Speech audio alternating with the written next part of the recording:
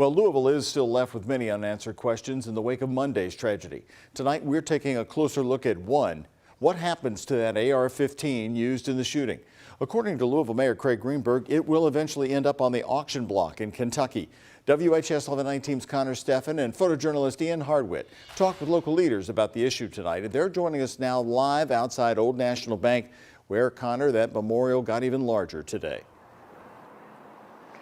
Doug, it's just astounding the love and support this city has seen in wake of unimaginable tragedy. Next to a sign that says "Make America Love Again," 5 floral arrangements, one for each of the victims in Monday's mass shooting. Their names enlisted in a banner on each of these. As for the gun used on Monday, under current Kentucky law, it would eventually end up back in circulation. Now, Greenberg, other local leaders call the law absurd.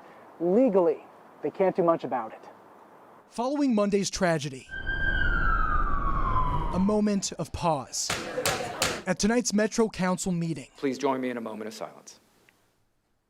Seconds of silence saying more than words could, but for some, words alone do not suffice, of course. The path forward demands decisive action. Doing nothing is not a strategy. It's not a solution. The solution to Louisville Mayor Craig Greenberg is this: give Louisville the autonomy to deal with our unique gun violence epidemic. In a press conference this week, Greenberg caught the nation's attention. The laws we have now are enabling violence and murder. He once again talked about the Kentucky law that allows guns like the rifle used in the mass shooting to eventually be sold at a public auction. The mayor first pushed for changes to the law after taking office. The 20-year-old law requires all guns and ammo confiscated by state or local law enforcement agencies to end up with KSP. The agency then sells those guns to federally licensed firearms dealers at public auctions. Well, we currently have no ability to legislate that, and I think that's the mayor's point. Metro Council President Marcus Winkler's referring to another state law that bars local officials from pursuing any policy related to firearms. Let's change the state laws. That would make me a criminal for trying too hard to stop the real evil. We asked former KSP Commissioner and current J-Town Police Chief Rick Sanders his thoughts. He supports sending seized guns to auction, but sees both sides of the issue. He told us he empathizes with gun violence victims, but points to the crucial revenue auctions generate for smaller police departments. When we contacted LMPD, a spokesperson said, while trying to be as transparent as possible, we have to protect the integrity of the investigation.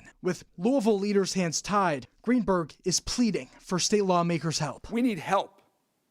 We need help from our friends in Frankfurt.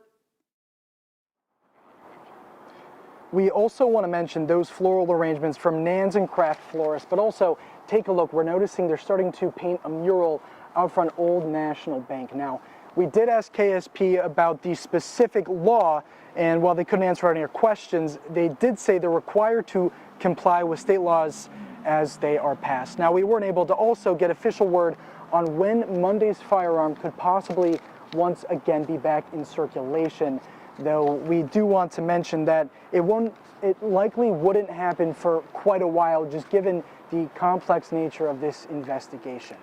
We're live here downtown in Louisville. Connor Steffen, the WHS 1119.